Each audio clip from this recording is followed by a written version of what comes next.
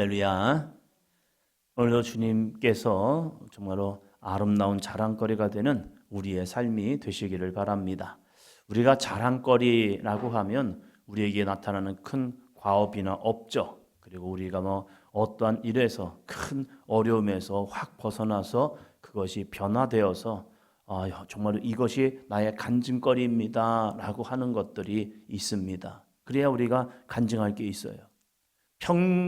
평소의 삶, 가만히 우리가 살아가는 평정된 삶을 보면서는 우리가 이것은 자랑거리가 있나요? 라고 말합니다. 특별히 이 데살로니가 교회를 보면요, 데살로니가 전서에서 이들의 신앙을 이렇게 평가합니다. 너희의 믿음의 역사와 사랑의 수고와 우리 주 예수 그리스도에 대한 소망의 인내, 아주 유명한 고백이기도 하죠. 이 데살로니가 교회는 큰 문제거리는 없었습니다. 그래서 이들에게는 믿음의 역사, 사랑의 수고, 주 예수 그리스도에 대한 소망의 인내가 있었다. 믿음, 소망, 사랑, 이것이 있었다는 거죠. 그러면 교회의 모습에서 보면 거의 완벽한 교회입니다. 그러나 고린도 교회와 같이 큰 은사와 능력, 역사 이런 것들이 나타났다라고 하지는 않습니다. 그냥 하나님이 주신 은혜 속에서 그냥 어쩌면 평범한 일상 속에서 믿음을 잘 지켜내는 삶. 그러면서 이들은 이렇게 살아갈 수 있었겠죠. 이것이 무슨 자랑거리겠습니까? 옆에 있는 고린도 교회를 보니까요, 다른 교회를 보니까요, 많은 부흥의 역사, 때로는 성령의 역사들이 나타나가지고 이러한 고백들이 있음을 통하여서 저들은 참 자랑거리가 참 많아요 라고 할 겁니다. 그러면 이 데살로니가 교회의 자랑은 무엇일까? 라고 말할 때 없어요. 우리가 신앙생활을 그냥 일상 속에서 평범하게 하는 분들에게 당신은 어떠한 간증거리가 있습니까? 라고 말하면 그러게요. 별로 이렇게 자랑할 만한 게 없는데요. 주님이 저를 사랑하신 건 아는데 그렇게 특별한 은혜는 별로 없는 것 같습니다. 라고 말할 때가 있습니다. 그러면 이 데살로니가 후서에서 사도 바울이 자랑한 건 무엇인가? 함께 보도록 하겠습니다. 1장 3절입니다. 1장 3절. 형제들아 우리가 너희를 위하여 항상 하나님께 감사할지니 이것이 당연함은 너희의 믿음이 더욱 자라고 너희가 다 각기 서로 사랑함이 풍성함이니. 아멘. 우리가 너희를 위하여 항상 하나님께 감사할지니. 사도 바울과 동역자들이 이 데살로니가 교회를 보면서 이 데살로니가 교회 진짜 감사할 일이 참 많죠. 근데 무엇이냐? 항상 하나님께 감사한대요. 근데 그것이 무엇이냐? 이것이 당연함은 너희의 믿음이 더욱 자라고. 그렇게 큰 역사들이 초창기부터 탁탁 일어난 건 아니에요. 그런데 이들의 믿음을 보니까 믿음이 더욱 자라나고, 즉 처음 믿음보다 점점 이들의 믿음이 좋아지는 거예요. 특별히 뭘 이렇게 자랑할 건 그렇게 없어요. 그런데 어린아이가 태어나서 점점 자라나는 것처럼 이제 아이가 누워있던 아이가 뒤집기를 하고 그 뒤집던 아이가 슬슬 기기를 시작하고 그 기던 아이가 조금씩 서기를 시작하더니 한 발 한 발 걷기를 시작하는 겁니다. 거기서 멈춘 것이 아니라 스스로 이제 서서 엄마의 손을 잡고 아빠의 손을 잡고 또 말을 하기 시작하는 겁니다. 엄마, 아빠. 그러면서 아이가 이제는 조금씩 걷기를 잘하고 뛰어가기를 하고 엄마, 아빠와 말이 통하면서 이제 어린이집을 가고 유치원을 가고 초등학교를 가고 이제 중학교, 고등학교를 가는 겁니다. 아이의 모습을 보니까 점점 자라난 거예요. 그렇다고 공부를 탁월하게 잘하는 것도 아니고 그렇다고 굉장히 아이가 재능적으로 좋은 그런 것들이 별로 없어요. 그래서 우리 아이는 자랑할 게 별로 없어요 라고 할 수도 있겠죠. 그래요. 그렇게 특별히 탁월한 능력이 있었지 않아요. 그런데 이 데살로니가 교회를 보니까 이 데살로니가 교회가 그래요. 특별한 이 아이가 뭐 공부를 잘해서 뭐 서울대를 갑니다. 이 아이가 공부를 뭐 특별한 재능이 있어서 이런 뭐 예술적으로 체육적으로 뭐 이런 재능들이 있습니다라고 할 건 없어요. 그런데 어쩌면 그냥 평범한 것 같지만 끊임없이 그의 믿음이 더욱 자라가는 모습, 그 모습 속에서 너희가 다 각기 서로 사랑함이 풍성합니다. 그냥 사랑하는 관계, 자녀와 부모가 함께 아름다운 사랑을 나누면서 서로 애틋하게 생각해주고, 자녀들은 엄마 아빠는 자녀를 바라보면서 서로 아름다운 사랑을 나누고 있는 거예요. 그것이 데살로니가 교회의 모습이었다는 거예요. 너무 평범하지 않습니까? 그런데 이 평범함이 이 바울에게 있어서는 자랑거리라는 거예요. 그것도 당연합니다. 여러분은 잘하고 있는 거예요. 잘하고 있다는 거예요. 그러면서 오늘의 말씀입니다. 1장 4절이요. 이들이 뭘 그렇게 잘했는가? 4절. 그러므로 너희가 견디고 있는 모든 박해와 환난 중에서 너희 인내와 믿음으로 말미암아 하나님의 여러 교회에서 우리가 친히 자랑하노라. 아멘. 그 당시에 데살로니가 이 교회도 마찬가지고 동일한 사건들이 있습니다. 그건 뭐냐면 유대인들 가운데서 예수님을 믿은 사람들은 유대인의 박해와 핍박이 있었고, 또 지금 이 데살로니가도 이 그리스 지역에 있는 동네로서 여기 이 교회도 마찬가지로 똑같은 그 당시 문화가 헬라 문화로서 수많은 우상 숭배가 있었고, 그 우상 숭배 모습 속에 또한 황제 숭배라는 그러한 큰 문제가 있었습니다. 그러한 문제에서 이들은 예수 그리스도를 믿고 그들의 믿음이 점점 자라가면서 그런 우상 숭배를 이기고 세상의 문화를 이기면서 주 예수를 나의 구주로 영접하고 믿음으로 살아가는 그들의 모습들, 그러한 모습 속에서 당할 수밖에 없는 환경이 있는데, 그건 뭐냐면 모든 박해와 환난이었다는 거예요. 이 시대도 마찬가지죠. 예수 그리스도를 믿을 때 필요 없는 박해들을 만나기도 해요.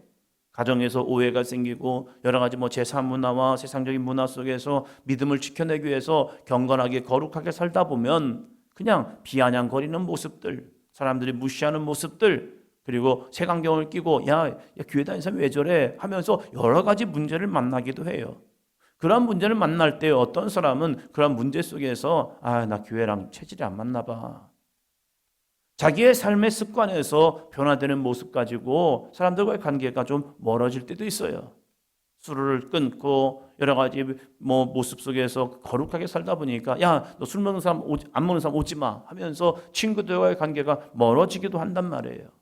그런 모습 속에서 괜히 왠지 외로움을 느끼기도 하고 고독함을 느낌을 통해서 내가 예수님을 잘못 믿었나? 이러한 모습에 빠지는 경우도 있어요. 이 데살로니가 교회에서도 보니까 모든 박해와 환난이 있었다는 거예요. 이 박해와 환난을 이들은 어떻게 했느냐? 이어서 보니까 너희 인내와 믿음으로 말미암아 하나님의 여러 교회에서 우리가 친히 자랑하노라. 이들의 신앙을 보니까 이 박해와 환난을 그냥 견뎌낸 거예요. 견딘다라는 표현을 보면요, 이 견딘다라는 것은 이긴 게 아니에요. 승리한 것도 아니에요. 그냥 이들에게 박해와 환난을 그냥 온몸으로 받아들이면서 버텨내는 거예요. 문제가 해결됐어요. 문제를 극복했어요. 문제를 이겼어요. 이게 아니라는 거예요. 때로는 우리가 신앙생활할 때에 가정적인 문제, 직장의 문제, 건강의 문제가 놓고 열심히 기도했어요. 기도했는데 해결된 거 아무것도 없어요. 그냥 여전히 힘든 상황, 어려운 상황, 내 건강의 문제들이 그대로 남아있어요.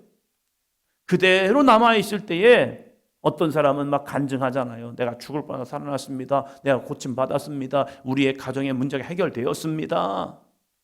그리고 내가 믿음 생활 잘해서 직장 이렇게 잘 성공했고요. 사업이 대박났습니다.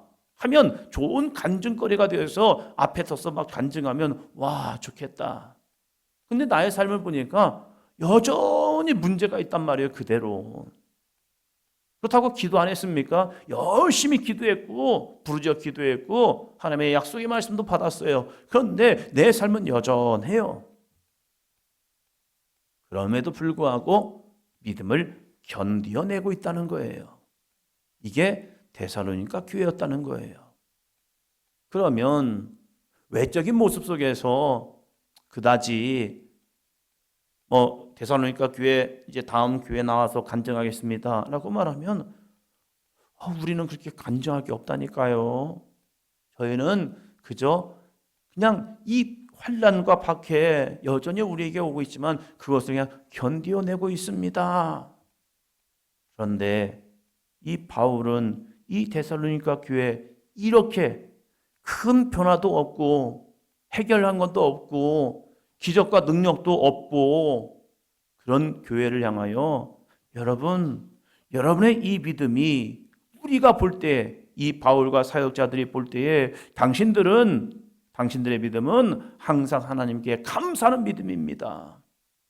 가만히 있는 것 같지만 그 모습 속에서 자신들의 신앙을 잃어버리지 아니하고 낙심하지 아니하고 다른 교회 보면서 바라보면서 아니 왜 저든 저래요 하면서 우리는 왜 이래요 하면서 삐지지 아니하고 낙심하지 아니하고 자신의 헌신의 자리, 기도의 자리, 충성의 자리, 예배의 자리를 지키고 있는 그들의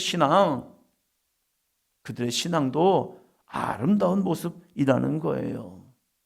오늘 우리의 삶에 기적과 능력과 역사가 나타나지 않더라도 그저 묵묵히 내 믿음의 자리를 지켜내는 것, 우리의 기도의 삶을 지켜내는 것, 예배자의 자리를 놓지 아니하고 주님, 내가 주님을 예배합니다.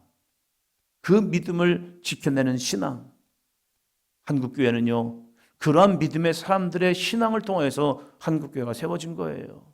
기적과 능력과 역사가 나타나는 것도 좋은 은혜죠. 그래서 많은 동력을 얻었고 많은 소망을 가졌고 비전을 가졌고 나아갔습니다.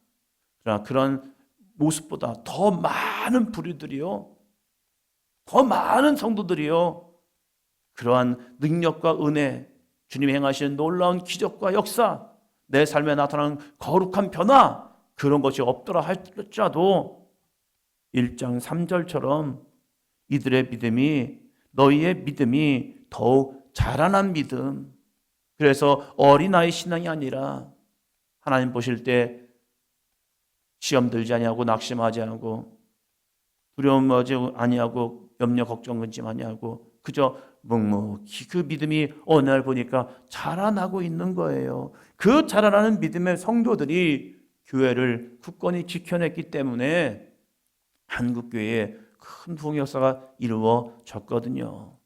그런데 그 자리를 지금 많이 잃어버린 것 같아요.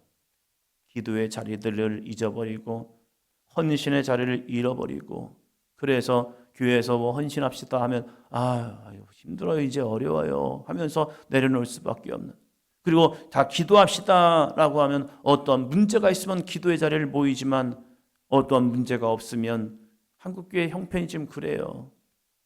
기도의 자리들이 점점점 작아지는 모습들, 바빠서 힘들어서 어려워서 뭐 해서 여러 가지 모습 속에서 기도의 자리를 놓쳐버리는 것들이 지금 우리 한국교회 위기기도 하단 말이에요. 그러나 여러분처럼 새벽을 끊임없이 깨우고 일어나고 이 기도의 자리를 지켜내는 이 믿음이 아름다운 이 바울이 고백한 것처럼 여러분의 믿음이 더욱 자라나고 너희가 다 각기 서로 사랑함이 풍성함을 통하여서 우리는 여러분을 항상 하나님께 감사합니다 라고 고백하고 있다는 사실입니다. 여러분의 이 믿음이 사도 바울이 볼 때에도 항상 하나님께 감사하는 모습이고, 제가 볼 때에도 감사한 모습이고, 하나님이 보실 때에도 그래 잘 지켜내고 있어, 잘 믿음으로 나아가고 있어, 끝까지 주 예수 그리스도를 바라보며 나의 신앙 속에서 흔들리지 않는 모습, 평정심을 가지고 처음 믿음이 끝까지 조금씩 성장하여서 예수 그리스도를 닮아가는 데까지 자라나는 저와 여러분이 되기를 축원합니다.